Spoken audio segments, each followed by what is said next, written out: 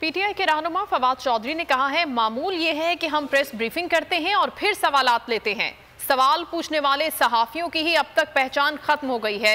अब तो हर यूट्यूबर अपने आप को सहाफी बनाकर फिरता है। नून लीग के एक रुकन ने खातून सहाफी मलिहा हाशमी को गालियां दी थी।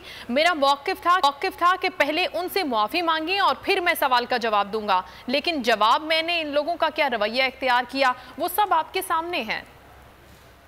हमेशा तरीका ये होता है कि पहले आप बात कर लेते हैं, उसके बाद क्वेश्चन आंसर होता है। तो जब एक तो जाहिर है कि हमें पता ही नहीं है इनमें से सहाफ़ी, और अब तो जो हर बंदा जो यूट्यूब के ऊपर अपनी वीडियो बनाता है वो कहता है मैं भी सहाफ़ी हूँ।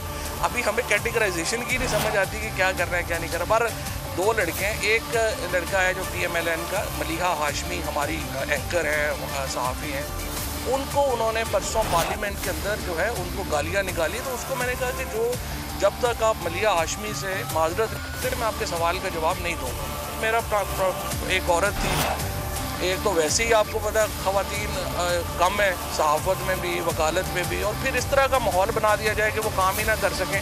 तो मैंने उन्हें कहा कि आपके सवाल का मैं जवाब नहीं देता जब तक आप उससे मलिहा से माफ़ी नहीं मांगते। तो इन्होंने कहा नहीं जी, हमने किसी सूरत प्रेस कॉन्फ्रेंस आपकी बात नहीं सुननी, पहले हमारे सवालों का जवाब दें। अब वो जाहिर है कि उसके ऊपर जो है वो गर्मा गर्मा है, नहीं बेस हो जाए। सब्सक्राइब करें और बेल दबाएं ताकि कोई खबर रह न जाए।